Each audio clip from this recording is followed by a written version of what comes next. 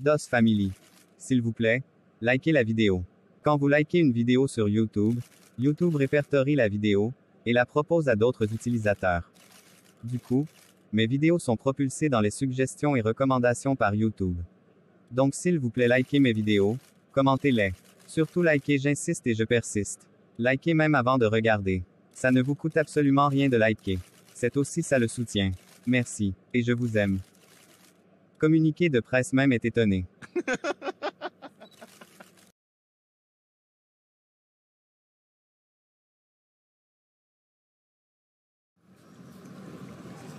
Chez maman et Sono, elle était au salon avec papa Jacques qui venait de manger, lorsque Stella sortit de la chambre.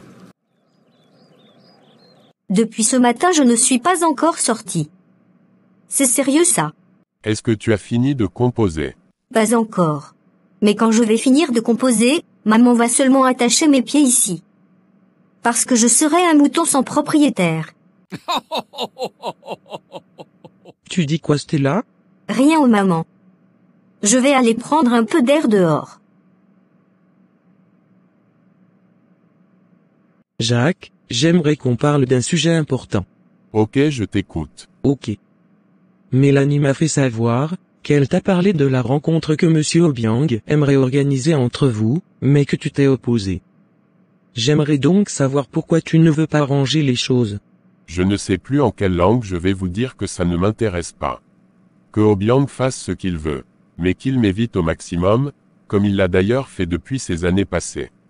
Ce n'est pas normal ton comportement. Tu t'entêtes à continuer dans la guerre, alors que tout le monde veut baisser les armes. Donc ça te plaît à continuer à haïr une personne, pendant des années? Cet homme est un criminel, qui ne mérite aucune compassion, et aucun pardon. Qu'il aille se faire voir ailleurs. N'est-ce pas lui qui voulait récupérer mon fils, tout ça dans le but de me nuire? Ne raconte pas du n'importe quoi. C'est Fabrice lui-même qui est parti. Obiang ne l'a pas appelé, et il a toujours refusé de le reconnaître, justement parce qu'il te respecte. Il me respecte, tu as dit. Il batifole avec ma femme. Et tu oses dire qu'il me respecte. Je n'arrive pas à croire que c'est toi qui tiens ce langage. Qu'est-ce qui m'étonne même, ce sont tes amis après tout. Attends. Donc ça veut dire que tu l'aimes toujours, et que tu souffres de votre séparation? Qu'est-ce qui se passe à l'intérieur? C'est chaud bouillant. Ils se disputent. Vraiment l'amour c'est quelque chose, hein? Regarde comment ces vieillards s'engueulent là-bas. C'est vraiment grave. Je ferais mieux de rentrer chez moi. Sinon je ne vais pas pouvoir me retenir. Très tard la nuit, précisément à 2 heures du matin, fatigué de faire les tours aux toilettes, et n'ayant plus sommeil, Laure descendit s'asseoir au salon dans le noir. Comment dormir, en sachant qu'on a longtemps vécu dans les mensonges, de la part de celle qu'on a considérée comme une mère? Cette douleur dans la poitrine l'empêchait de dormir. Edmond, qui entendit des bruits au salon depuis sa chambre, se leva, et descendit au salon. Il alluma la lumière, et vit sa femme assise seule. Il alla s'asseoir donc à ses côtés. Ça va chérie? Je n'ai plus sommeil, et c'est la 20e fois que je me lève pour aller faire pipi. Le produit fait son travail alors. C'est bien. Mon père a voyagé. On ira le voir à son retour en semaine. D'accord. J'espère que tu vas tenir. Si elle ne vient pas ici, oui. Je vais tenir. Mais si elle vient, je ne te promets pas que je ferai mine de n'avoir rien découvert. Ah ça non. Il le faut pourtant. Parce que si elle sait que tu l'as démasqué, elle peut t'attaquer, ou même fuir, sans nous avoir dit la vérité. J'ai détesté maman Rita pour rien, alors qu'elle cherchait seulement à m'aider. Comment on peut être méchant comme ça? Je suis vraiment bête et stupide. Tu n'as rien à te reprocher. Tu as fait confiance à la mauvaise personne, c'est tout, et ça peut arriver à tout le monde. Tu penses qu'elle a quelque chose à voir avec l'amant de ma mère? Ma chérie, tout est possible. Mais on va la coincer avec ton père, ne t'inquiète pas. Ce qui est sûr, lorsqu'il va apprendre ça, il va tout balancer leur secret, crois-moi. Je suis même glacée. Demain je vais aller à l'église. Tu m'accompagnes? Bien sûr ma puce. Nous allons prier tous les deux. Ok. Je veux encore pisser. Prends le seau et dépose au pied du lit en même temps. Je crois que c'est mieux. Oui. Je veux faire ça. Tu peux dormir avec moi? Tu sais que je n'attendais que ça. Mais ne t'excite pas. C'est juste pour dormir. Même si tu me donnes une place au sol, j'en serais ravi. Le week-end était passé, et une semaine chargée s'annonçait pour tout un chacun. Mélanie alla au lycée, où elle devait lancer les devoirs du dernier trimestre. Le taxi la déposa à l'entrée du lycée, et elle se fit immédiatement interpeller une fois de plus par Kenza. Encore toi? Bonjour Mélanie. J'ai attendu ton appel en vain. Kenza, je suis pressée. J'ai un devoir tout à l'heure. Est-ce que je peux avoir ton numéro? Non, désolé. Et excuse-moi vraiment, car je suis pressée. Mais quel est ton problème au juste? Tu as parlé à Blaise comme je te l'avais demandé? Blaise dit que tu représentes une menace pour lui. Et qu'il ne veut plus rien avoir à traiter avec toi. Tu commences à me faire flipper la Kenza. Dorénavant, marche avec la police derrière toi. Tu n'es pas en sécurité. Quoi? Écoute ce que je te dis. Tu n'es pas en sécurité. Bye. Et Kenza se retourna, et s'en alla. Mélanie, perturbée, se dépêcha de regagner l'enceinte de l'établissement. Kenza rejoignit Roger, qui l'attendait bien caché derrière un arbre. Qu'est-ce qui s'est passé? Elle est très méfiante. Je n'ai toujours pas obtenu son numéro. J'ai l'impression que tu es en train de me mener en bateau. Après ce qu'elle a vécu, tu penses que ça serait si facile pour elle, de donner son numéro à une inconnue? Et même si j'étais la mère d'un élève, ce n'est pas prudent. Elle est méfiante. Putain de merde. Ok. J'ai son numéro. Je vais te le donner, et tu vas l'appeler, pour lui donner un rendez-vous dans un lieu public, et tu me laisses faire le reste. Je suis en train de voir tes faits et gestes Kenza, et ils ne me plaisent pas. Ne me pousse pas à bout. Je te rappelle que je sais où vit ton ex adoré, et je peux m'en prendre à lui. Donc fais gaffe. Pas plus tard que cette semaine, je veux avoir Mélanie dans mes filets. Nous avons assez perdu du temps, et tout ça c'est de ta faute. Tu n'arrives pas à lui prendre ce foutu numéro de téléphone depuis. Est-ce que je dois l'obliger à me le donner? Si c'était si facile, pourquoi tu ne t'en occupes pas toi-même? Ne t'avise plus jamais à me parler de la sorte. Je ne suis pas ton égal. J'en ai marre de toi, Roger. Je ne veux pas me retrouver derrière les barreaux, parce que je t'ai aidé. Je suis fatiguée de toi. Fatiguée de tout ce que tu me fais faire. Et dès cet instant, je m'en lave les mains. Tu peux me faire ce que tu veux. J'en ai plus rien à foutre.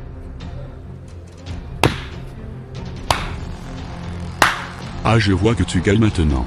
Essaye seulement de me doubler, et je te règle ton compte. Je vais te dénoncer à la police. Je vais tout leur raconter. Après ces mots, Kenza voulut partir, mais Roger l'attrapa par les mèches, et la traîna derrière un gros arbre.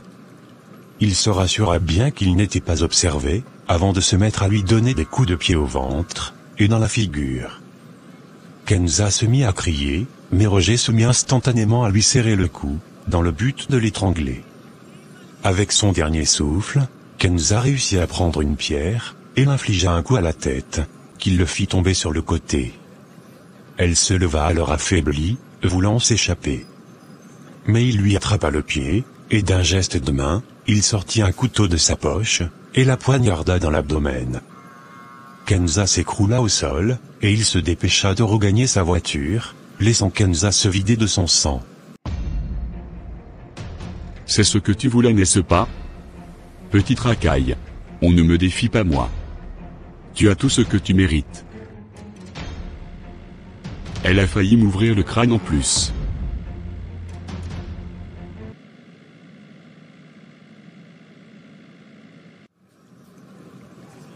Priscille se réveilla le matin, tout en pensant à sa cousine, car elle ne l'avait pas entendue rentrer la veille. Elle se leva alors de son lit, et alla s'assurer qu'elle était dans sa chambre. Malheureusement Kenza n'y était pas. Elle alla alors prendre son téléphone pour l'appeler, mais elle était injoignable. Quelques instants après, on toqua à la porte, et elle alla guetter par les fenêtres, avant d'ouvrir la porte avec le sourire. Je sais qu'il y a encore beaucoup parmi vous, qui n'ont pas encore liké notre vidéo. Alors faites-le dès maintenant. N'oubliez pas aussi de commenter, et partager la vidéo s'il vous plaît. La vidéo peut maintenant continuer. Merci. Je vous envoie de gros bisous. Tu es encore en petite tenue. Ça pourrait être n'importe qui à l'instant. J'ai regardé avant d'ouvrir.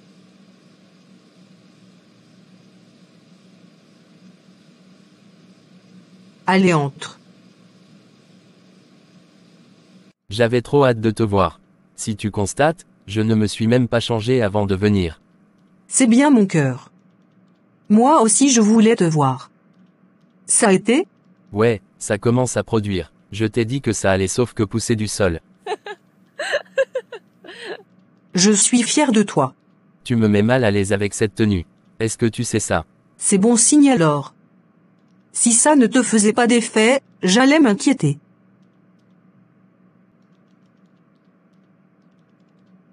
Ta sœur est déjà sortie. Elle n'est même pas rentrée hier, et je ne sais pas ce qui se passe. J'étais en train d'essayer de l'appeler, mais son téléphone est apparemment éteint. Elle est sûrement chez un bon gars. Je ne crois pas. Depuis sa séparation avec Blaise, elle n'a plus passé de nuit dehors. Tu m'as dit qu'elle était bizarre ces derniers jours. Ne t'a-t-elle pas informé de quelque chose? Rien du tout. Depuis le jour où le bandit est entré ici pour me menacer, j'ai su qu'elle cache quelque chose. Je vais appeler sa patronne pour savoir si elle est venue au travail. Priscille alla donc dans la chambre se changer, et sortit en discutant au téléphone. Ensuite elle raccrocha, et devint plus stressée. Alors qu'a-t-elle dit? Ni hier, ni aujourd'hui elle ne l'a vu. Elle l'a même apparemment appelé sans succès. Tout ça commence à m'inquiéter vraiment. Peut-être aussi qu'elle veut rester seule. Si elle voulait rester seule, elle serait restée dans sa chambre. Maintenant je commence où? Je n'ai même pas le numéro de son ami Laure. Tu l'as toi? Non, mais je peux appeler Blaise. Un instant s'il te plaît. Je vais aller voir qui toque à la porte. Ok. Bonjour voisin. Tu veux encore le balai? Non pas cette fois-ci. Euni ta sœur est là. Non. Je suis même inquiète. Elle n'est pas rentrée hier. Ah. Ça veut donc dire que c'est elle. Hein? C'est elle où? J'ai vu sur le net, qu'on a retrouvé un corps hier derrière un lycée. Quoi? Qu'est-ce qui se passe ici? Je disais que j'ai vu sur le net, qu'on a retrouvé un corps non identifié hier derrière un lycée, et la personne ressemble beaucoup à Kenza. C'est la raison pour laquelle je suis venu me rassurer. Priscille se boucha les oreilles, et alla à l'intérieur. Je peux voir la photo s'il vous plaît? Aucun instant.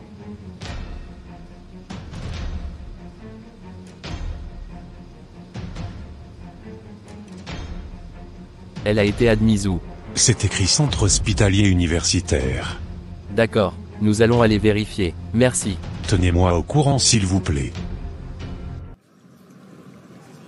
Carlos entra, et ferma la porte, avant d'aller voir Priscille. Bébé. Non, je ne veux rien comprendre. Ne dis rien s'il te plaît. Il faut qu'on aille vérifier. C'est elle? Je ne sais vraiment pas. Lève-toi et on y va. Je sais que tu sais, mais tu ne veux pas me le dire. Et Kenza. Elle va me tuer. J'espère juste que c'est une erreur. On sera fixé une fois sur place. Allez, on y va. Carlos l'obligea donc à se lever, et ils sortirent pour l'hôpital en question. En cette même matinée, Laure et Edmond se rendirent chez Papa Richard. Il était assis seul au salon. Bonjour les enfants, vous allez vraiment m'excuser de ne vous avoir pas fait signe hier. Je voulais me reposer de ce long voyage. C'est rien papa. J'espère que tu es maintenant en forme, pour écouter ce qu'on va te dire. Maman Rita n'est pas là? Elle est allée au lycée des enfants, résoudre un problème. Vous m'avez parlé d'une situation délicate, et à vous voir, je comprends qu'elle est vraiment délicate. Effectivement papa. Je vais t'exposer les faits. Je ne sais pas si je dois aller droit au but, ou entrer dans les détails. Va droit au but. Je pense qu'il sait déjà de quoi il est capable. D'accord. Papa, c'est par rapport à Tata Aude. Nous avons découvert que cette femme est une sorcière. Ce n'est pas une nouvelle pour moi. Mais comme ça vient de vous, ça me rassure encore plus. Enfin, vous avez ouvert les yeux. Mais qu'est-ce qui s'est réellement passé? D'abord, elle a emmené Laure chez un Fonganga, qui n'a rien à voir avec celui que Solange avait recommandé. Voilà, et elle lui a dit exactement ce qu'il devait dire alors. Effectivement. Ensuite, lorsque Laure a quitté la maison, elle a tout fait pour qu'elle me demande le divorce, et par derrière, elle a demandé à Rosine, sa fille, de venir me donner du charme. Que quoi? C'est vrai ce que tu viens de dire là. Bel et bien vrai, papa. Mais Rosine ne l'a pas fait. Et quand sa mère l'a su, elle l'a mise dehors avec ses enfants. C'est pas possible. Donc Rosine est à la rue avec ses enfants, c'est ça? Elle est d'abord allée chez un ami à elle au quartier pour quelques jours, et je l'ai ensuite logée dans un studio meublé en attendant. Et quand elle a su que je suis revenu à la maison, elle était en colère, et elle m'a bien insulté. Merde. Et ce n'est pas tout, papa. Nous sommes finalement allés chez le Vrenganga, et de là, il nous a informé que Laure consomme un produit qui l'empêche de concevoir, et que ce produit, elle le consomme depuis des années, car il est en forte dose dans son organisme. Laure s'est alors rappelé du médicament que sa tante n'arrête pas de lui donner tous les mois, et ça depuis même avant qu'on ne se marie. Oui, papa. J'ai passé mon temps à lécher un produit qu'elle ne m'a jamais donné de garder. C'est elle qui venait avec tous les mois, ou tous les 2 mois. Dernièrement à la maison, elle est venue avec un autre médicament, soi-disant que c'était pour me protéger de la fille avec qui Edmond a un enfant. Mais je ne l'ai pas pris. Et elle l'a sûrement mis dans ce verre de jus qu'elle m'a tendu après. Mais j'ai fait exprès de renverser le verre, et elle s'est fâchée, avant de quitter la maison. Maintenant je me demande même, si ce n'était pas le poison qu'elle me donnait. Donc Aude a osé s'attaquer à toi, alors que je lui avais dit de ne jamais, je dis bien jamais te faire du mal. Ok, à la guerre comme à la guerre. Je vais la brûler aujourd'hui. Il se leva, et alla dans son magasin, avant de ressortir avec un bidon. Papa, c'est quoi ça? C'est de l'acide. Je vais verser ça sur son visage. Allons la retrouver. Beau papa, je ne pense pas que la violence soit la meilleure solution. Je l'avais averti. Je lui ai dit comme tu t'accroches à vouloir élever Laure, tâche d'en prendre soin comme ta propre fille. Si j'avais refusé ce jour-là de la laisser avec la famille de sa mère, il m'aurait déjà tué à l'heure qu'on parle. Non seulement elle m'arrache ma fille, mais elle veut la détruire, et pire encore la tuer. Pour une histoire de quoi au juste, allez Laure, appelle ta cousine, et dis-lui de nous retrouver chez sa mère. Allons-y. D'accord. Papa Richard sortit ensuite s'installer dans la voiture, et Edmond et sa femme le suivirent. Bébé, on doit empêcher ton père de commettre le pire. S'il veut qu'il la tue. Je m'en fous. Je te jure que je n'ai plus de sentiments. Elle va avoir ce qu'elle mérite. Et Laure appela sa cousine qui était déjà derrière son comptoir, pour lui tenir informé, avant qu'il ne monte dans la voiture. Carlos et Priscille étaient arrivés à l'hôpital entre-temps. Priscille resta à l'écart, et laissa Carlos aller se renseigner.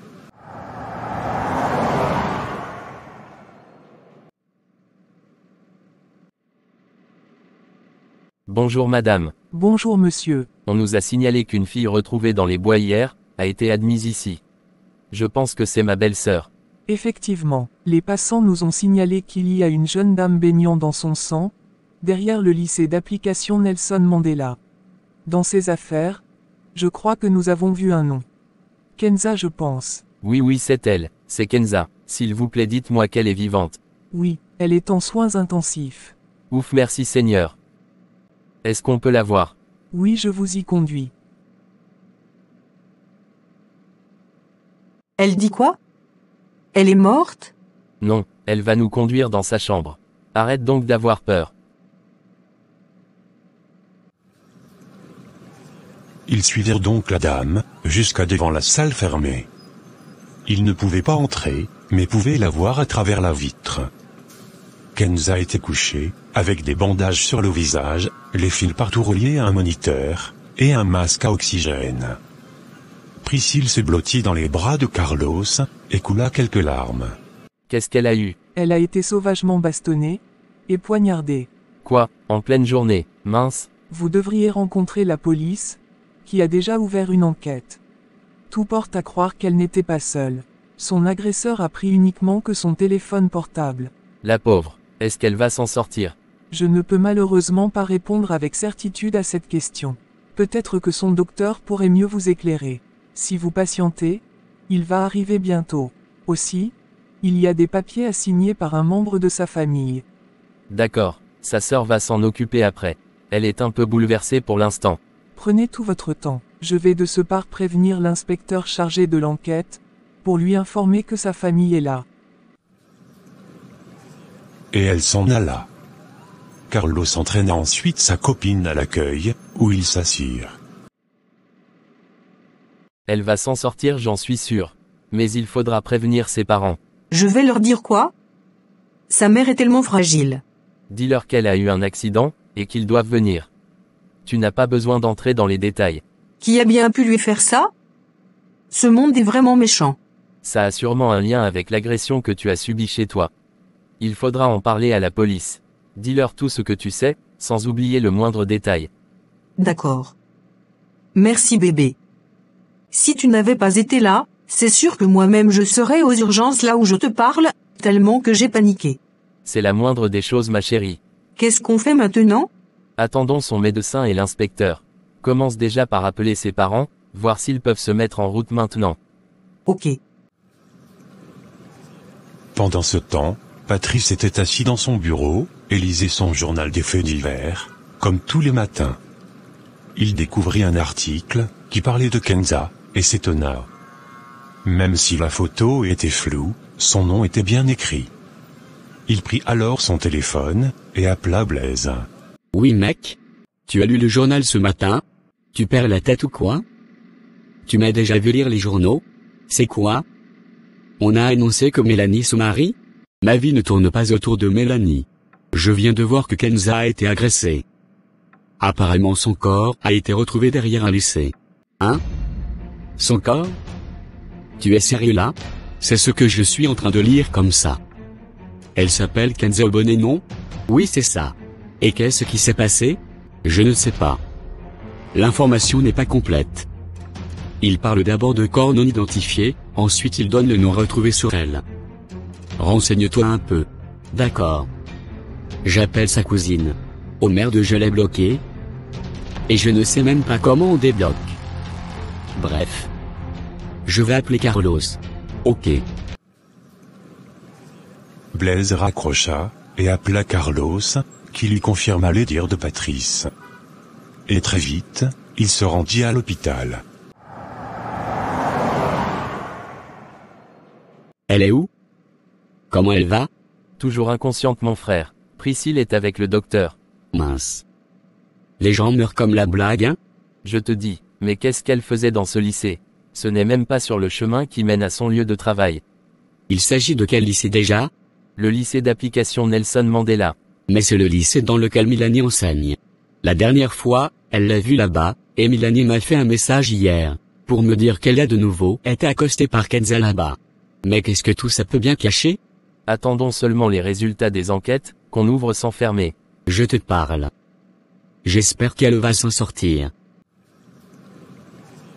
Pendant ce temps, Edmond, Laure, et Papa Richard étaient arrivés chez Tata Aude. Rosine les vit passer, et ferma sa boutique, avant de les rejoindre dans la cour.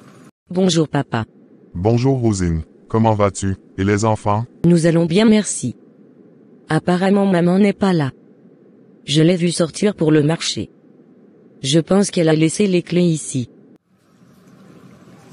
Rosine fouilla sur une brique au sol, et ressortit avec la clé, et ouvrit la porte.